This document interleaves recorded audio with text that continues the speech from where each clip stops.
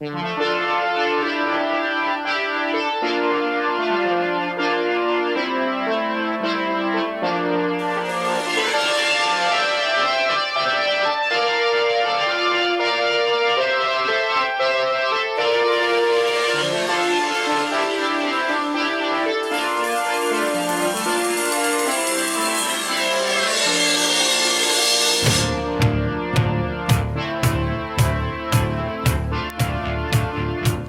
morning, everyone. How's it going? Gridiron 360 on the podcast waves. Thank you for listening. I'm your host, Bill. And with me today, my co-host, Dave. What's up, folks? I'm about to paint a happy little tree. And we're going to paint a little happy rock. A little happy rock right here. So what's up? We're going to talk a little NFL Week 3 preview today. It is Thursday, September 19th. We got some Thursday night football tonight as we have the Titans of Tennessee visiting the Jacksonville Jaguars. Looks like the game tonight is an over-under of 39. The Jags are getting to, is that correct, sir? That is correct, yep. Home dog. All right. So we'll dive in here. Another AFC South matchup. Not a high over-under. So, man, we've had some Thursday night snooze fests. We've talked about that. Looks like the projection from Vegas is it may be one of those again. And I don't even know if it'll get to that 39. But I guess let's talk a little bit. Discuss amongst ourselves. All right, certainly the big headline in this game came out earlier this week. We talked a little bit about a little bit of a dust-up between Doug Marrone and Jalen Ramsey in the Houston Texans game. Cooler heads prevailed in the game. They got separated, and Doug Marrone came out afterwards and said, there's going to be no repercussions for Jalen.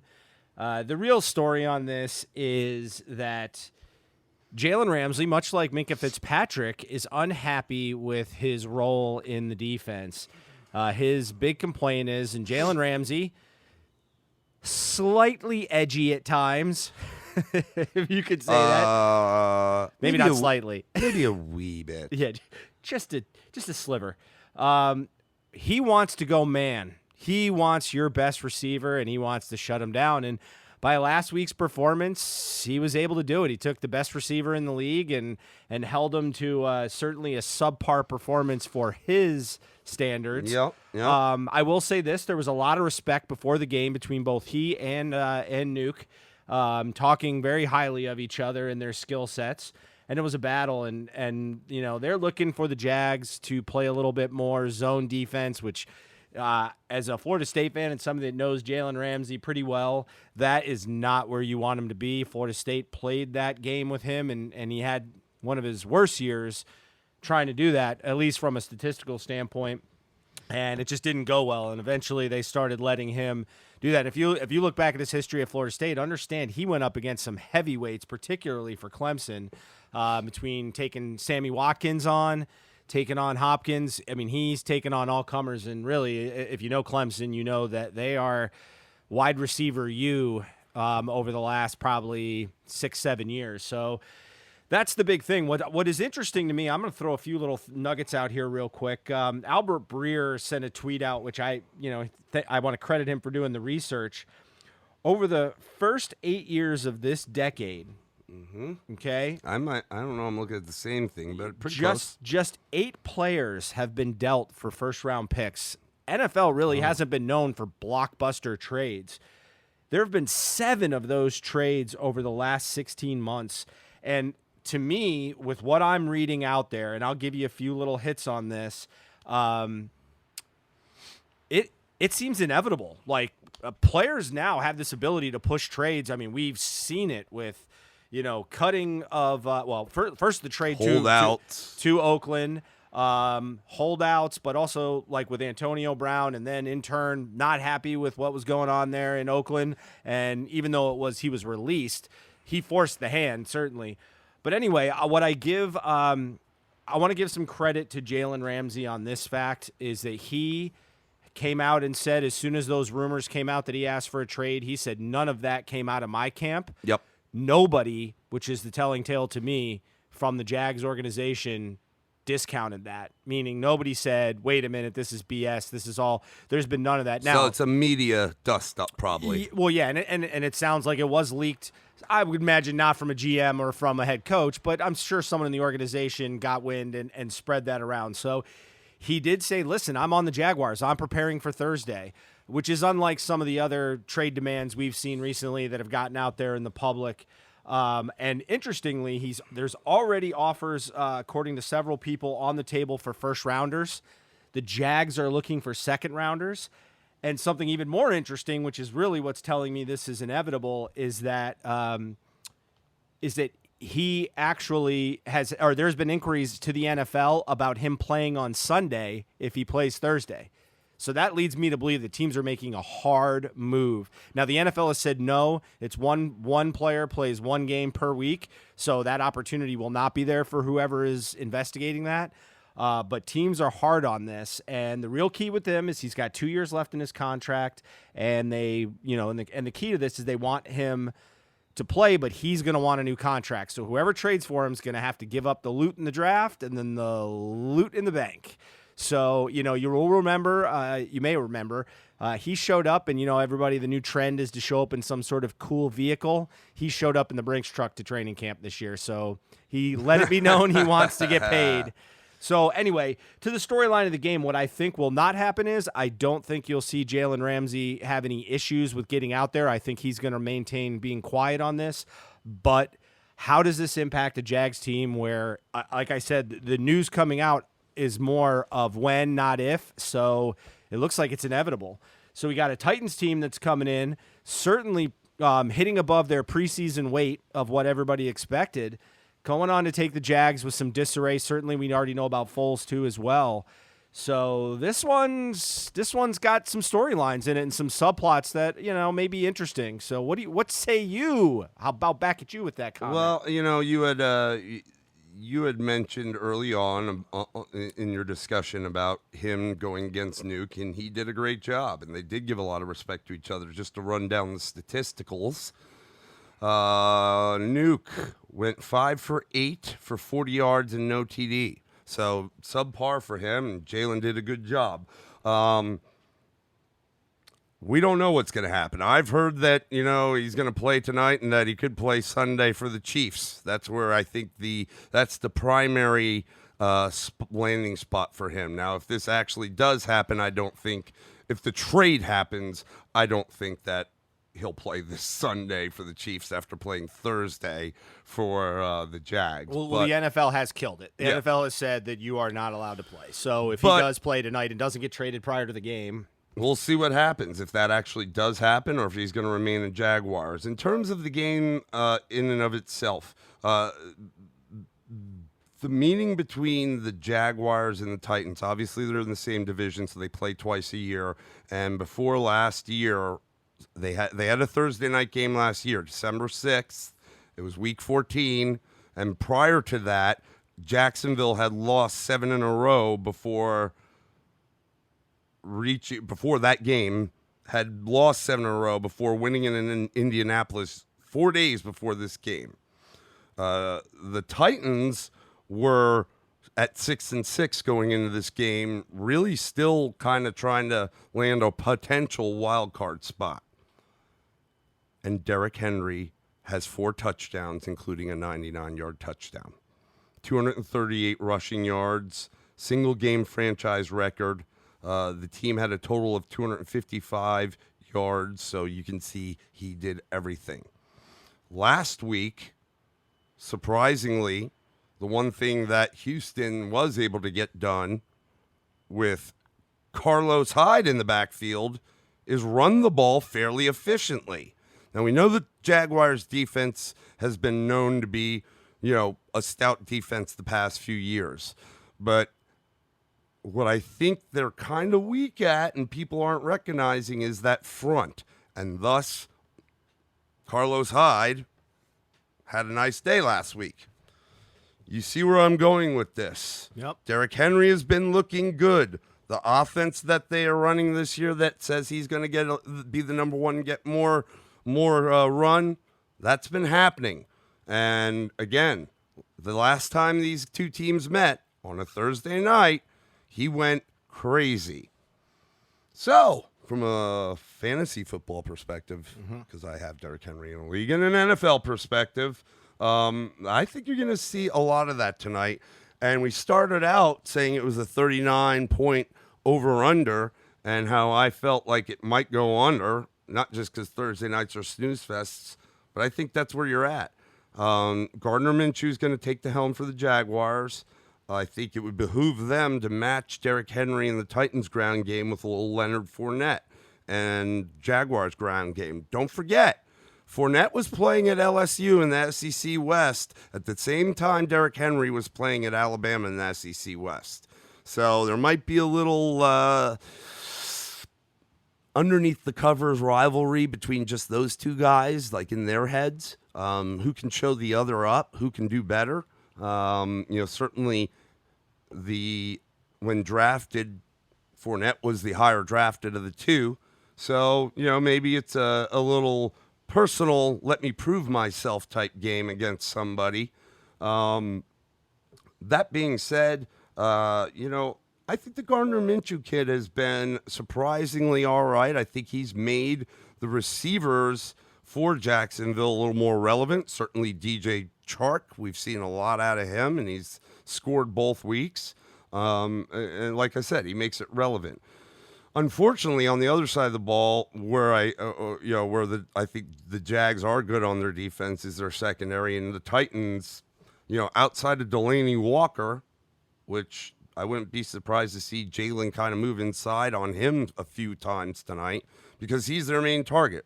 Corey Davis, my man Adam Humphries has been brought over. My man from Clemson, he was in Tampa Bay, not really done much. Just the receivers in Tennessee are not threatening at all. So easy, especially when you have a guy like Jalen Ramsey to go one-on-one coverage with those receivers and just throw everyone up front to stop Henry. I don't know. I mean, I'm thinking the Jags +2. It's just such a close line. What are their records? Are they both the Titans 2-0? The Jags are 0-2. The Jags are 0-2. Titans are what? 2-0? Or are they 1-1? Bear with me a second. That's a good question because I should know that answer. It looks like 1-1. I think they're 1-1. 1-1. Yep. So it's at the Jags home. I'm gonna say that the Jags cover this one. They cover the 2. They may win this game outright.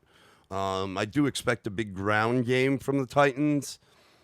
What makes me nervous is that I actually think Minshew's probably a better aerial attack quarterback than Mariota, and that they might be able to hit a few big plays, especially since they have some wide receivers that can do it. So that's kind of where I stand.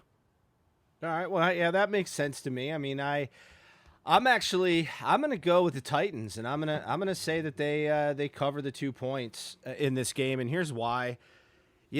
Jacksonville, for all the talk about their defense, and they've had some issues and some lost guys. I've talked previously about Telvin Smith. I still think that that's hurting them through the middle.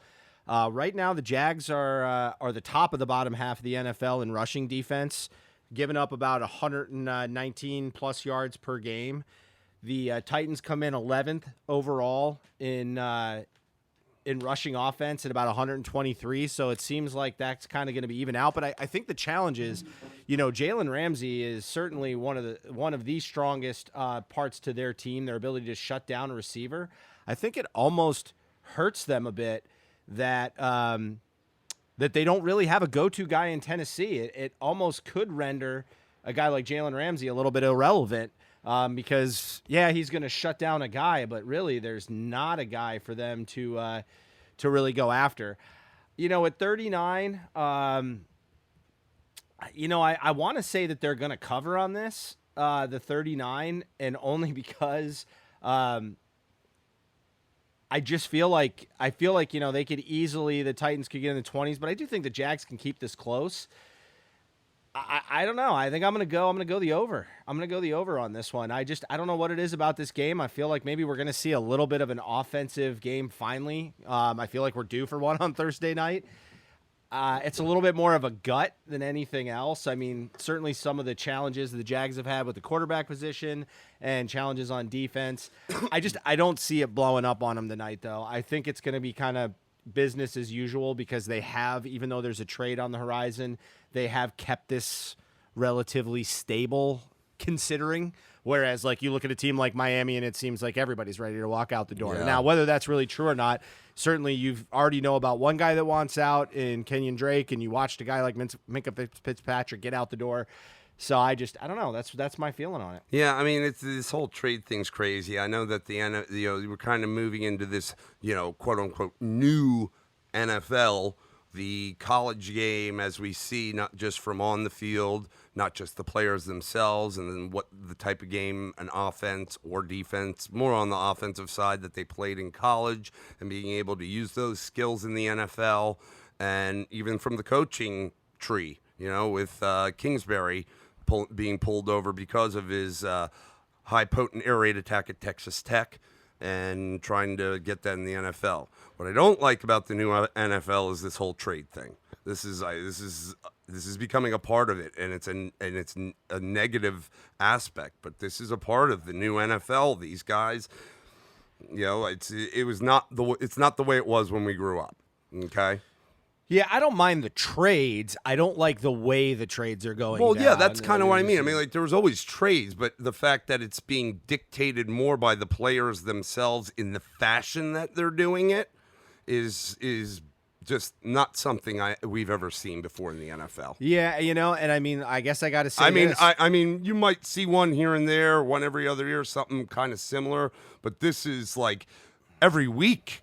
We've got somebody wanting, calling for their own trade, and it's happening within like a week's time. And on top of that, people are like giving up the farm. It seems to be like some of these are not even deals.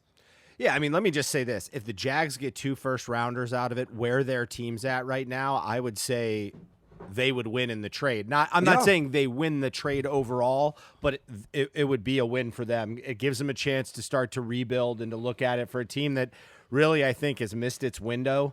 Certainly with Foles, it was a guess to get it. But, yeah, it's the way that they're going down. Look, it's the new NFL because what we've also seen that wasn't as prevalent when we grew up watching the NFL is teams can go sometimes from worst to first, in the NFL. Not always, but you can I mean, look I think it's been 8 straight years where at least one team has gone from worst to first every year. Right. So the reason I say that is teams, I think, are feeling, well, if we just add a couple pieces, like they're in win now mode. We add just a couple pieces, we can be there. I don't care about mortgaging the future.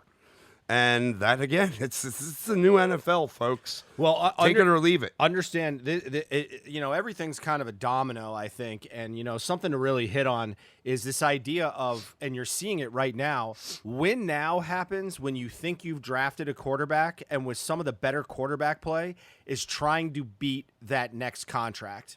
Because there's not many guys willing to go the Tom Brady route, which is, look, I make enough money. I basically have this whole world by the short and curlies. And so he goes and says, all right, just give me a team and let me go out and win. Now you've got it where every quarterback, regardless of skill set, is looking to break the bank.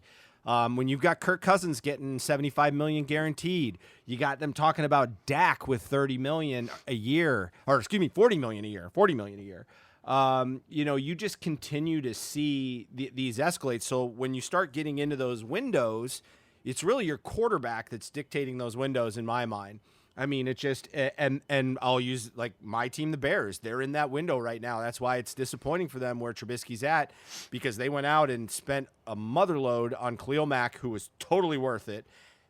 But they're going to have to start looking at other players when they got to up Mitch Trubisky, assuming they do that, but if you're going to go that route. So I agree with you in that sense. I like the idea of trades. I don't like them happening midseason, but I think the final big thing I'll mention is teams are starting to figure out this concept of culture. and the culture has changed, but the culture in the locker room has always needed to be good in order to win. Yep. And you are seeing disease in locker rooms, and teams are willing to just cut bait on players. It doesn't matter how good they are. Right, because it's killing them in the locker room. And, Well, and I think Odell it's Beckham happening. Jr., at least that's what they thought. But, Yeah, and I mean, the only team that has been able to define its culture, regardless of who comes in, is the New England Patriots. Well, and when you play together as a team, which is what they always seem to do, you win championships. Right, but That's hard to do in the NFL. There's no tolerance for this. If you even if there's even a sniff that you want to be traded, you probably are getting a phone call right now from Bill Belichick because he's already traded you. Yep. And won. That's right. And won. So let's jump into our 1:00 slate. We're gonna start with the Cincinnati Bengals, the Bungles. The Bungles. They're traveling to Buffalo to take on Josh Allen and the Bills. The over-under is 44. The Bills are giving the Bengals 6. Interesting matchup here. I have Josh Allen as my quarterback in a lot of fantasy football leagues. He's been solid. I think that the Bills have been solid. And I really think the Bills have to continue to be solid the entire year. Try to win just about every game that they can. Because they have to play the New England Patriots twice. Yep. Okay? Yep. And hopefully they could steal one of those, but honestly, they'll probably lose both of those. So, to have a shot at a wild card, because they're in that division with the Patriots, they need to win. Cincinnati, rough game last week against the 49ers. I was kind of surprised at that, but the 49ers are miraculously 2-0, so I don't know if we exactly know who they are, but they beat the Bengals pretty bad. I'm sorry, they're not 1-1. They're 0-2.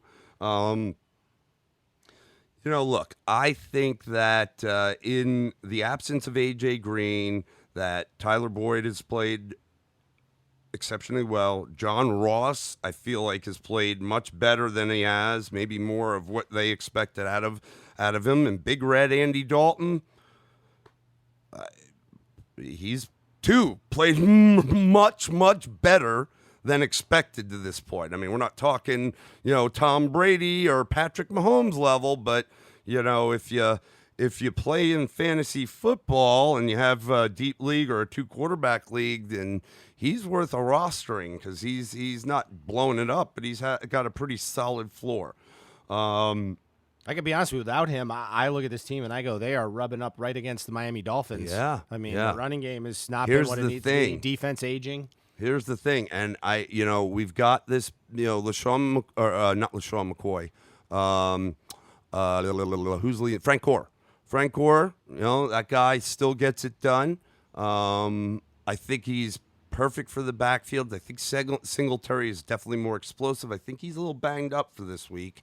And I think he's their back of the future. But Frank Gore's a great veteran for that kid to learn behind. And the fact of the matter is Josh Allen's got a great arm, but is also a great running threat. So it opens things up a bit for both the runner, the backs and the receivers. At the end of the day,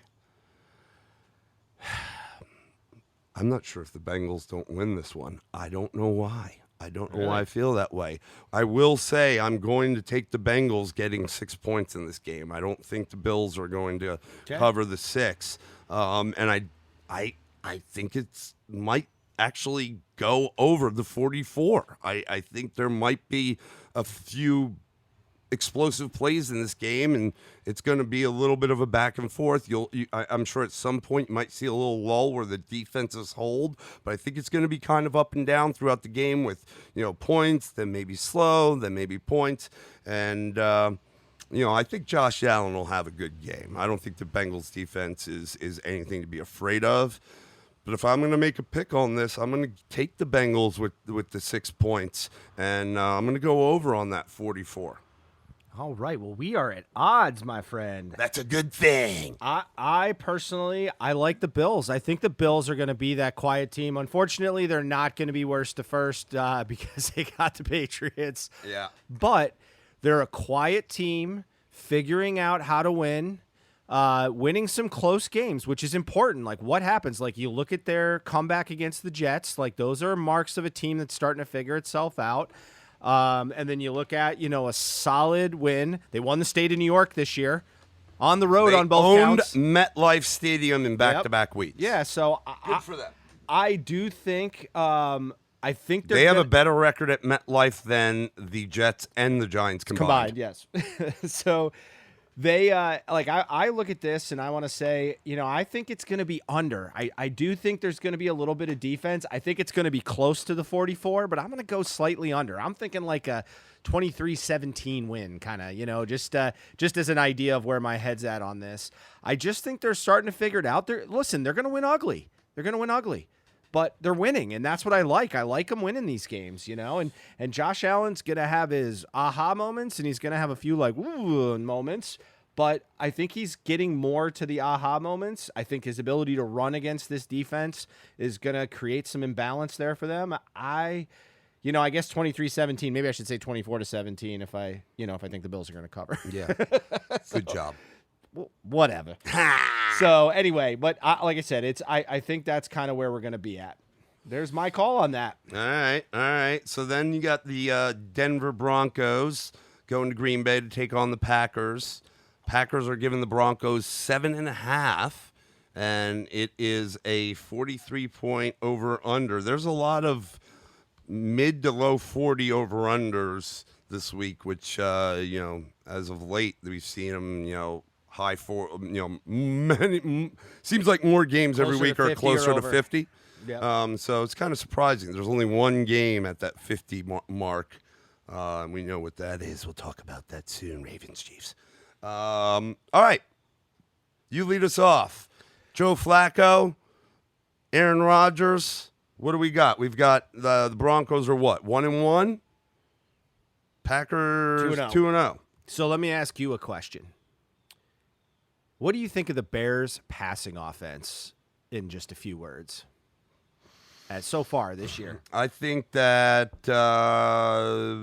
it's less than desirable. I think that the only true wide receiver I see on that team is Allen Robinson.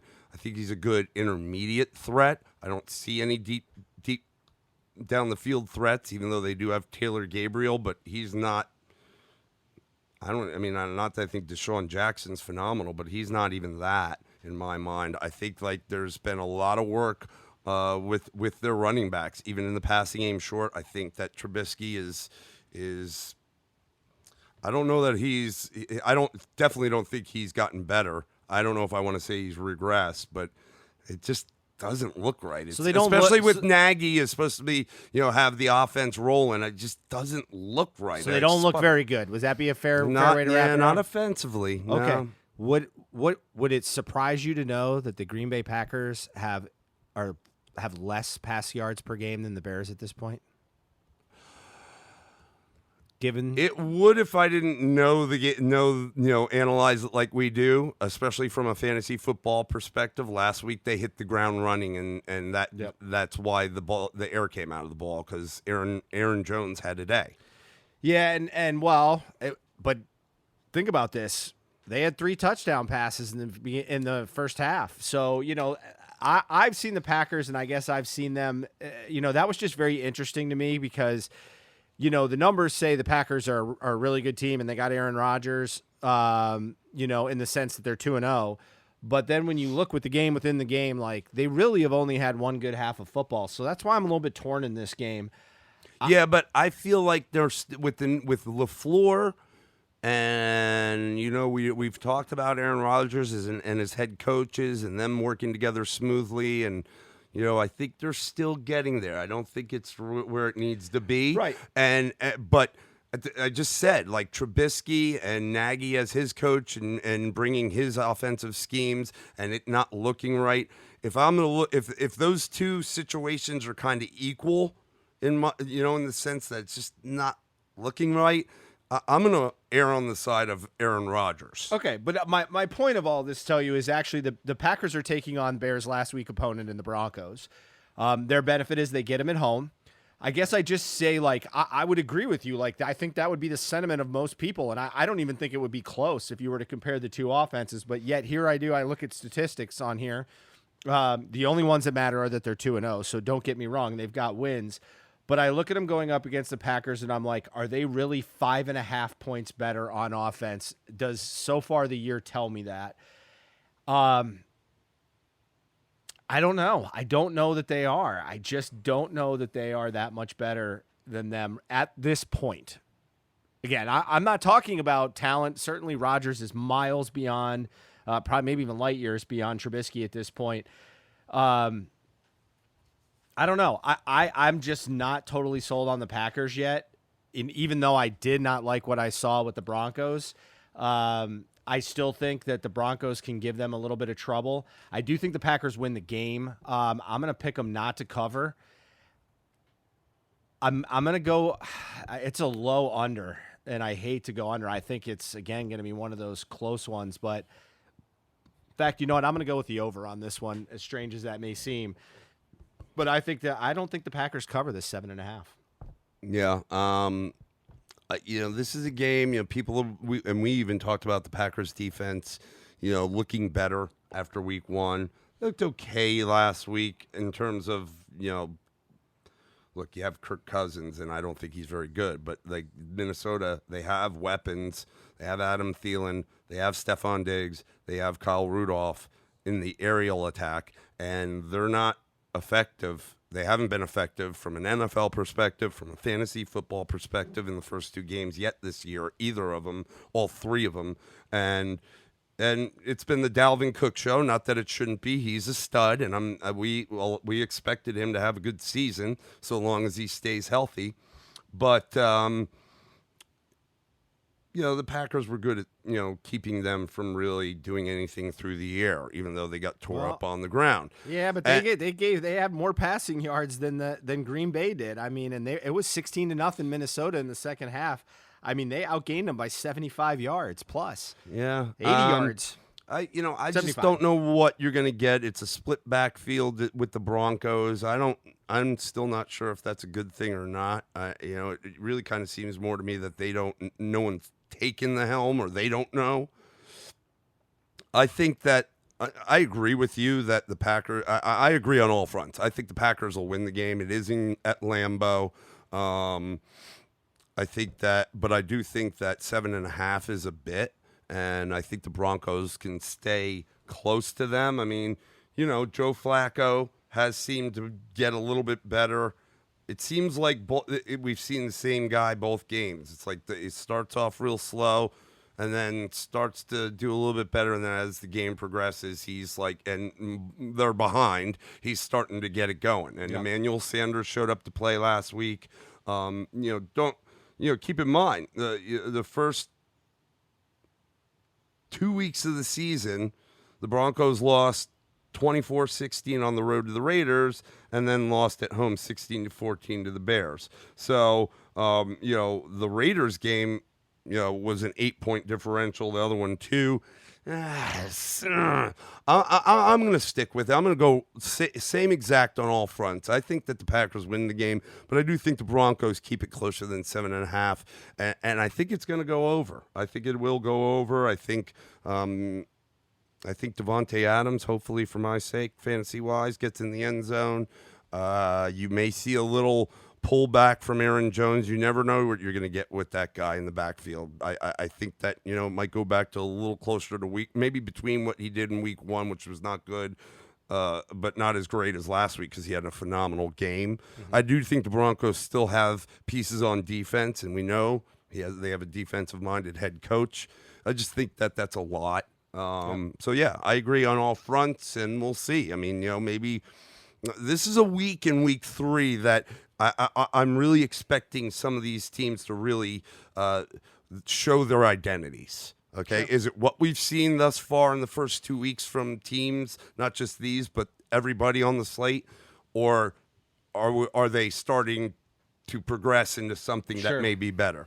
I agree on all fronts. We'll move on. Dolphins going to the Cowboys. Jerry World. We have two 20-point spreads in this game, and this is Or one in of this them. week. Or this week, and this is one of them. The Cowboys are giving 21.5 to the lowly Miami Dolphins. It's a 46.5 over/under.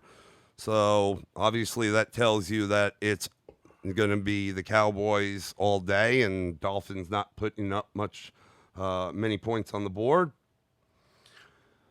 I don't know what's going on there in Miami. Again, I think we're going to see their identity. Is it this week?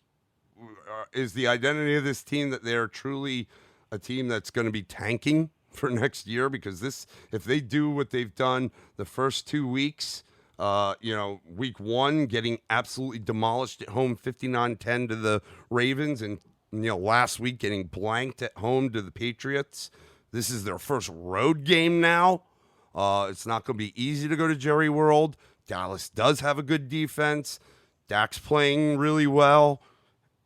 Zeke is right up to speed. They can easily control the game. I could see him having a great game, definitely over 100 yards and at least a TD, 20 carries, and they could control the game. The game on the ground.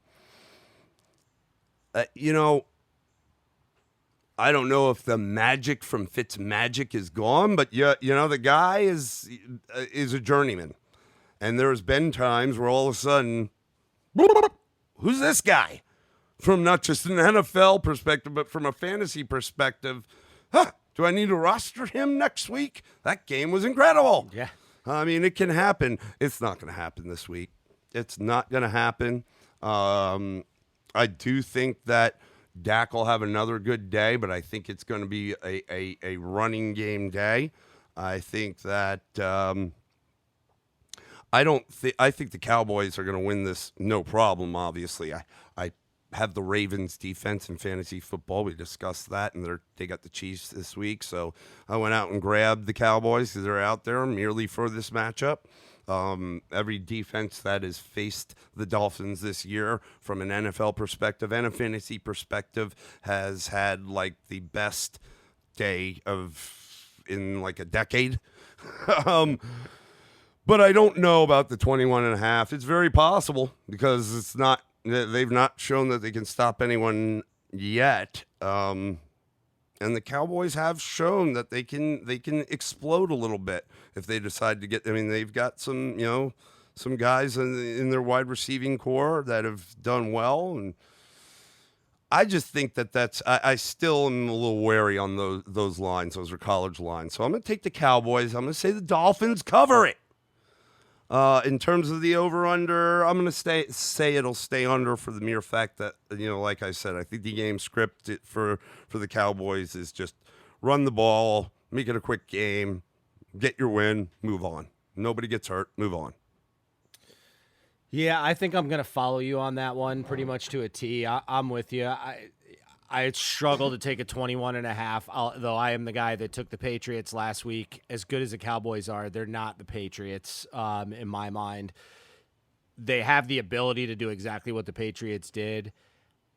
I don't know what we're going to see out of Miami for the rest of the year. I'm hoping pride kicks in one of these games and they can make it a game, but their schedule has been pretty brutal starting off between Baltimore, New England, and then the Cowboys.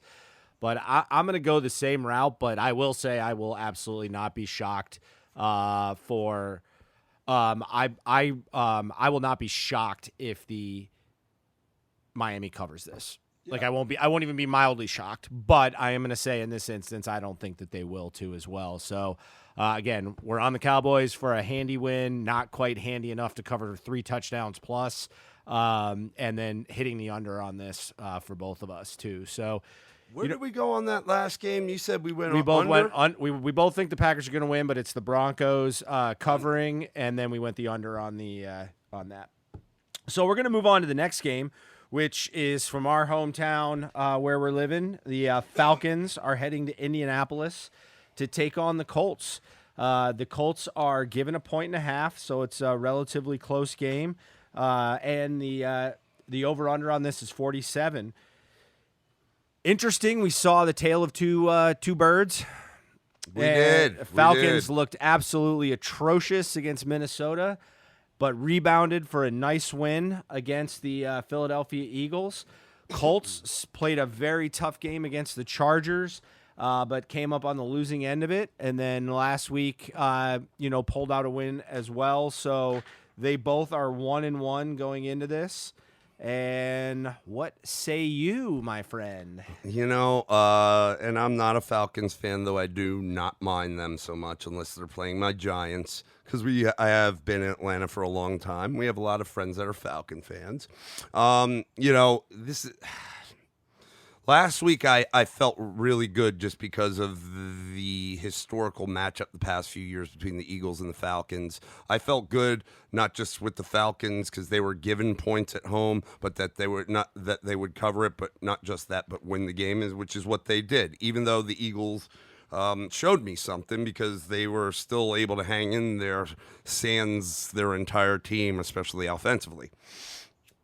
I don't think that what are the Colts 1-1 now? I think. Both 1-1. Both 1-1, and I don't think the Colts behind Brissett certainly are not. It's not the Andrew Luck Colts. I know we had hoped that Brissett would be fine and they'd be fine. I mean, they're fine, but they need to be better than that, and they're just not there with Brissett. But the Falcons, sometimes just, especially living here, just don't know how to, take success, I guess, the right way and build upon it the right way. And I know they looked high flying, and the Colts have a stingy defense, believe it or not. They're not, no necessarily super, no Jalen Ramsey types, but they're stingy. And the Colts are getting 1.5. I'm afraid I think the Falcons are going to lose this game. Their running game is subpar. Devontae Freeman, I've had it with the guy, especially on my fantasy football team. I love Julio Jones. I think that he is incredible, oftentimes uncoverable, but I said it, I think before, Calvin Ridley has definitely stepped up to be a guy that Matt Ryan, who is always looking at Julio, and that's his go-to guy, is now definitely eyeing Calvin a bit because of, Julio being covered up. I think Julio may have a little less of down of game. I mean, he'll have some impactful plays. I don't think he'll go over 100 yards. I'm not even sure he'll score a touchdown. Calvin Ridley, on the other hand, I think he'll score. I think he'll see close to double-digit targets and may be close, if not over 100 yards, as he was last week. But I'm going to say the Falcons I'm going to take the Colts to cover, and I think the Colts are going to end up winning this game, believe it or not. A 47 over-under. I'm going to go over. Okay. Hesitation? There is hesitation. Here's the deal. I think, we talked about Deion Jones, the linebacker for the Falcons. He is incredibly fast. He's as fast as somebody in the secondary. Marlon Mack had a great week 1, a down week 2. Is he banged up? He might be banged up. I don't know what's going on. But if he's in there, I could see Deion Jones shadowing him all day and shutting him down because he's a quick little back, and I could see him shutting him down. This actually from the offensive side for Indianapolis, and not just because I have T.Y. Hilton in all my leagues. I think he's been solid. First week, great. Last week, solid. I think this is a T.Y. Hilton game for Indianapolis if they're going to have a shot at winning this. I think Brissett and T.Y. need to be all over it on the same page. I don't care if he's eyeing them every time. T.Y. can get open, and it's going to come down to T.Y. Hilton, in my mind, making some big plays in this game to get them a win. I repeat that. It's going to come down to not Brissett. I mean, I think Brissett needs to have a good game and not a bad game, and the Colts need to make sure they win the turnover battle. Again, the Falcons and Matt Ryan, I don't know what's wrong with the guy. I like him, but why is it that every week the Falcons are in the red zone or right upon the goal line about to score and dude throws a pick? Okay? It could easily happen again this week. But I think T-wise, I think Brissett needs to control the game. The Brown game can get stopped, but they don't need to go away from it completely. They need to stay honest to it so that it can open up things in the passing game. And Hilton needs to make some big plays. I think he will. I think the Colts cover. I think they go over. I think the Colts win and they go over. Yeah, well, we'll cover and they would have to win. But what I guess what was interesting to me is I was kind of on the same vein as you, and I'm a little bit torn now. I'm somewhat surprised by this, somewhat not, given the way the Minnesota game went. But the Falcons have the best pass defense in the NFL through 2 weeks. They're only giving up 167 yards through the air. Colts are in the top 10 too as well. They're number, I think, 8 or 9, giving up 214. So I too believe the Colts are going to win this. I think they're going to get a little push. They finally get to go home and play the Falcons, who don't play as well on the road. So I think the Colts are going to win. I think they're going to cover. I think it's actually now, just given this with the pass defense, I think we're going to go under on this too as well. So I don't know. It's more of a hunch. I know it's a little bit more of kind of looking at the trend. My initial gut was to go with the over, but I think I'm going to go with the under on this one. Well, I mean, you heard me wavering a little bit, and I hear that, the pass defense has been good, but, let's not forget, it was a very banged up Eagles team with the guys that were banged up were their receivers, and a Vikings team that had Kirk Cousins at the helm. So, you haven't faced a Tom Brady yet. You haven't faced a Deshaun Watson that you'll face. You haven't faced New Orleans Saints don't have Breeze, but you haven't faced a Russell Wilson that you have to face. Not that Goff is great, but there's a lot of weapons there, and you have to face them. So I mean, I think Goff's really better than Cousins. So yeah, that's the pass defense statisticals for the Falcons may be a little skewed based on who they've played, but. Yeah, we'll see. Something's going to give on these 1-1 teams. Somebody's going to come out of it on the plus side, and somebody's going to be under 500. All right. Well, there you have it. So then we have the next 20-plus point spread game as the New York Jets, now on their third quarterback, Luke Falk at the helm, going to the New England Patriots and taking on the Brady.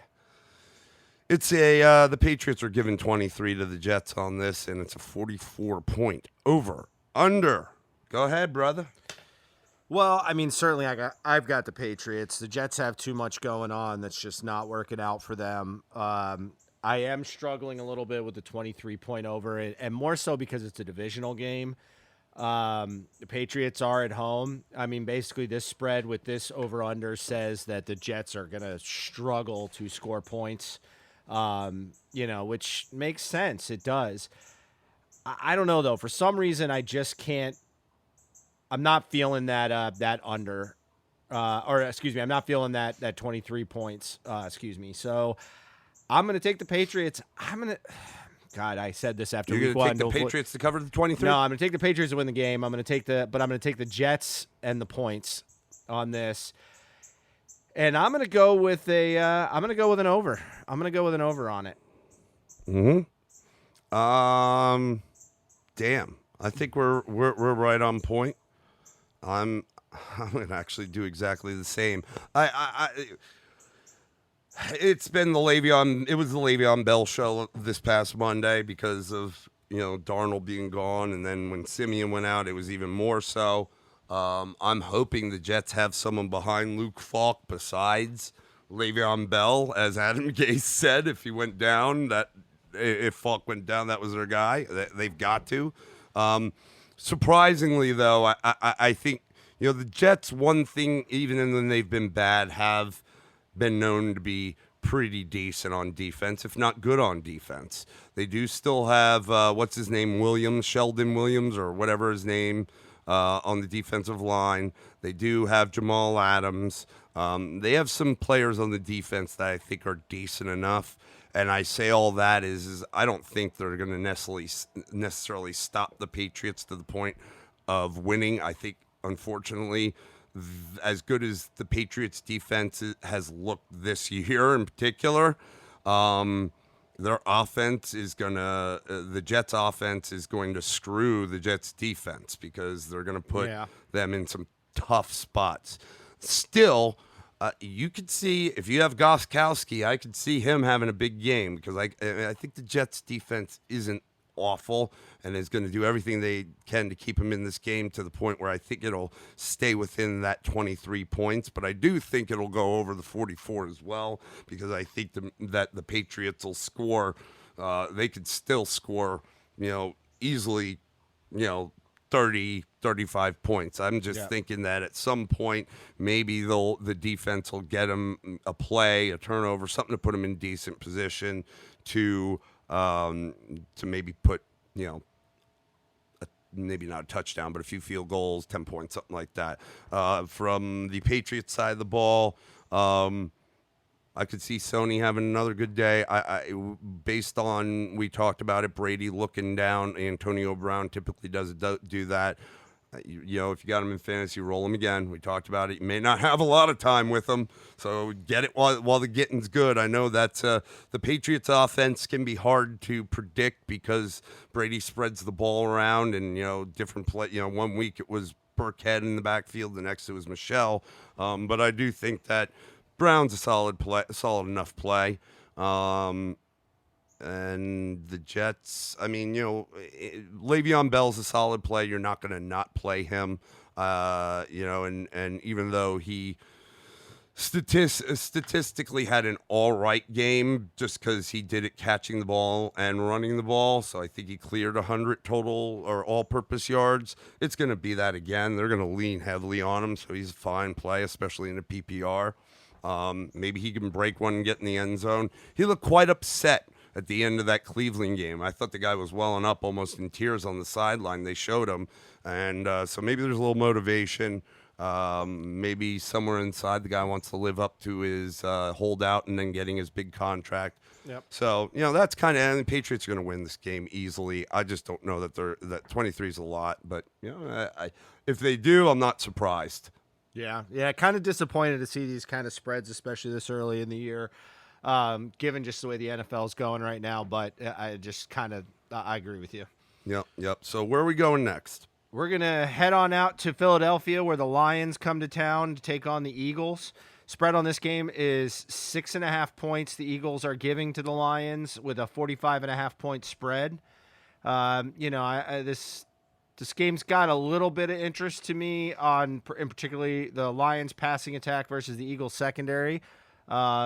I guess what my feeling is initially on this game, I don't really love what the Eagles have been doing so far. I thought that they kind of woke up against Washington, but then really, I guess, regressed to me against the Falcons. I don't know. My feeling is, I will say, I think the Eagles are going to cover this, but I think we're going to go way over. Okay. And a hush goes on the crowd. Yeah. Yeah, I don't agree. Okay. This is one that I'm completely on the other end of. Again, Eagles banged up. It's tough to go play at the Lincoln, Philly. The fans are brutal. But you got a veteran in Stafford. I think they will try to run the ball and control the game. The Phillies' defensive line, they've got a great defensive line.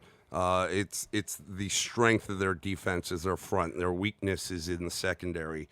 However, Fletcher Cox is banged up.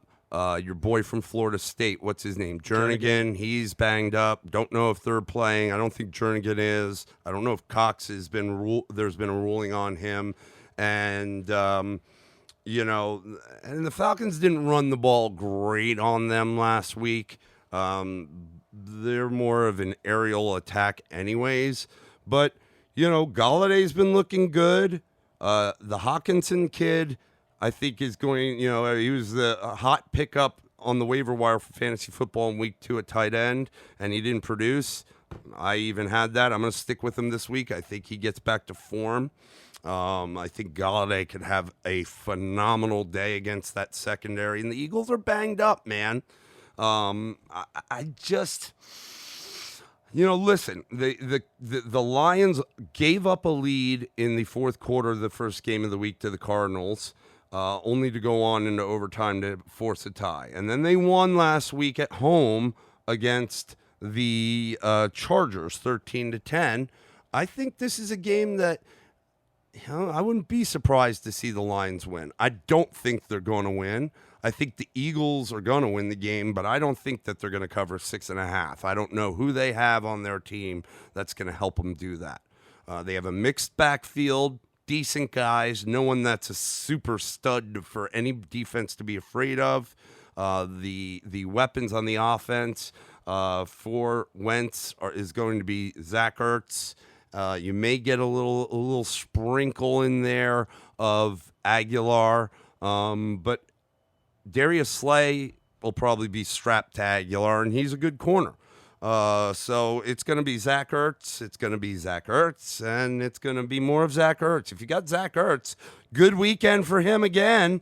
But I think it's going to go over. I just don't see where the explosive plays are going to come in to drive up the score. Going on the road, I could see the Lions, trying to. They seem to continue every week to get carry on more involved. First week, not much, less than average. Last week, a little bit better, and especially from a fantasy perspective, not superb, but I could see them going to him more in this game. And, don't forget, the Eagles are coming off, playing Sunday night with all those injuries. It's the early game. It's not the afternoon games, night game, Sunday night or Monday night. So it's a little bit of a short week for them. I'm going to take the Lions to cover the 6.5. I do think the Eagles will win, but I do think it'll be maybe a slower game and it'll stay under that 45.5. All right. Moving onward, the Oakland Raiders going to the Minnesota Vikings. The Vikings are giving the Raiders 9? Yeah. Whoa. Okay. It's a 43 over under.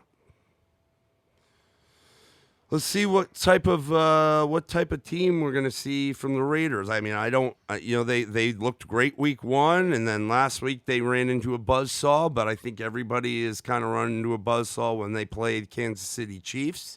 So let's see what the Oakland Raiders have this week for the Vikings. I certainly don't think, we've said it multiple times in this podcast alone, Kirk Cousins is not somebody to really be afraid of. So what the Vikings, what the Raiders need to do is focus on stopping Dalvin Cook.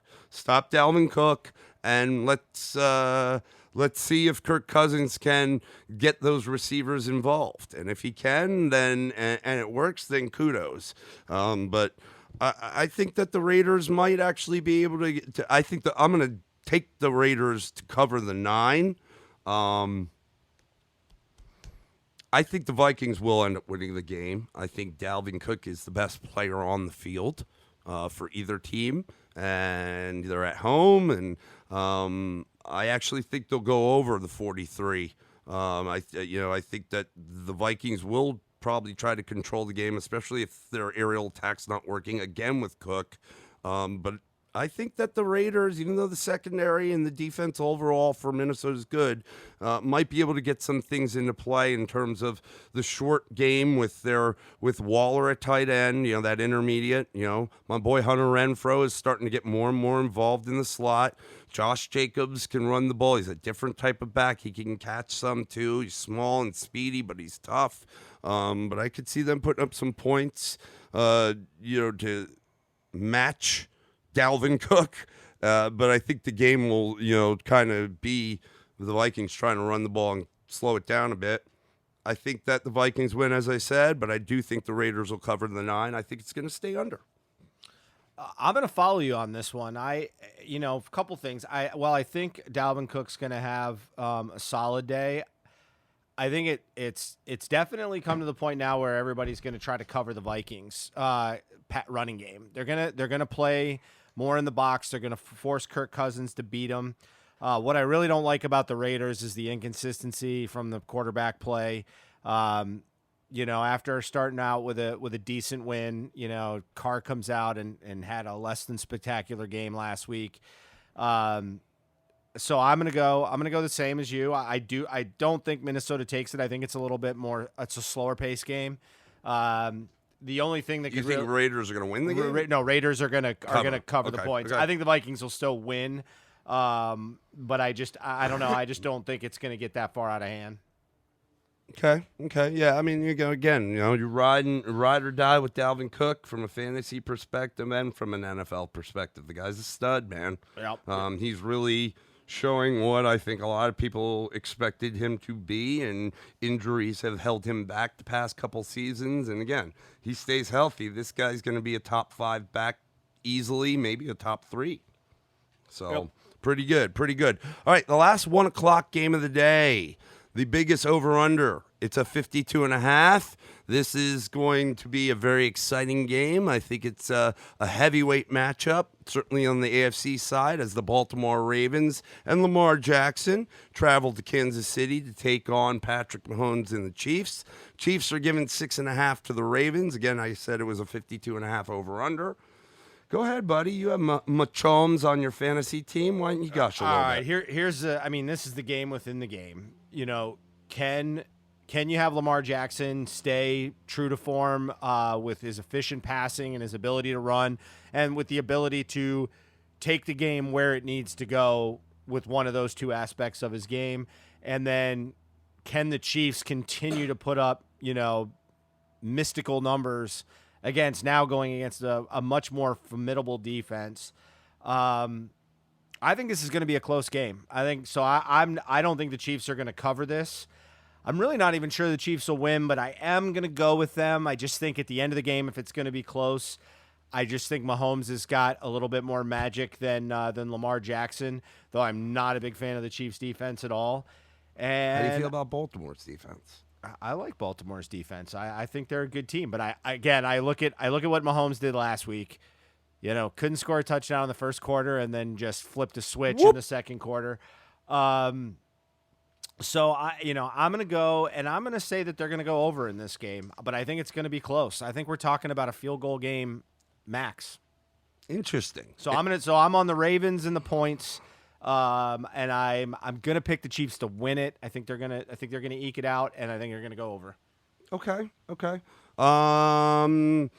Yeah, I'm excited for this one. I don't think the whole Lamar Jackson thing that we've seen is a fluke. I think he is for real, and he'll continue to do his thing. I think that he's found a little something with his tight end Mark Andrews, and we know the secondary for the Chiefs is suspect. So I think they can be had on the deep ball with Hollywood Brown. If that move for Jalen Ramsey happens and he goes to the Chiefs, these trades have been a little crazy and they might give up a lot, but it is where they really need help, and he is the man. So it's not a stupid move for a team that has everything they need on the offensive side of the ball. The Chiefs are going to do their thing, man. I think it'll be another great day for Kelsey. I don't know what's going on in the backfield. It looks like, McCoy is definitely taking up the helm here, but it looks like he's a little banged up. Damian Williams a little banged up. I anticipate they'll both play. From the receiving side of the ball with Kansas City, we saw Sammy Watkins go crazy in the first week with Tyreek going down. Last week he didn't do as much, but it was the other two guys, and Mecole Hardman and Demarcus Robinson. I bet you anything this week, Sammy Watkins. It's Sammy Watkins again. It goes back to like the first week with him, but Kelsey will also be involved. This is gonna be a shootout, man. This is gonna be a shootout, and I agree with you. I think the Chiefs are gonna win, and I do think it's gonna go over the 52.5. Where I disagree with you, I think the Chiefs will cover the 6.5 points. Okay. Bottom line to me is that Baltimore is going to Kansas City, and I think there's, even though Baltimore's defense I think is way better than Kansas City, obviously the threat of Mahomes and what he can do brings them down a notch. I think that at the end of the day, this is Andy Reid versus John Harbaugh, and I think Andy Reid is going to outcoach him in this game. They'll cover the 6.5. They'll win, and that will go over. So that's it for the Thursday night 1 o'clock slate. We will pause. You won't know the difference. And then we will get cutting on to the afternoon slate Sunday night and Monday night. Thanks as always for listening. Talk to you real soon. Life's the same, I'm moving in stereo. Life's the same, except for my shoes. Life's the same, you're shaking like tremolo. Life's the same, it's all inside.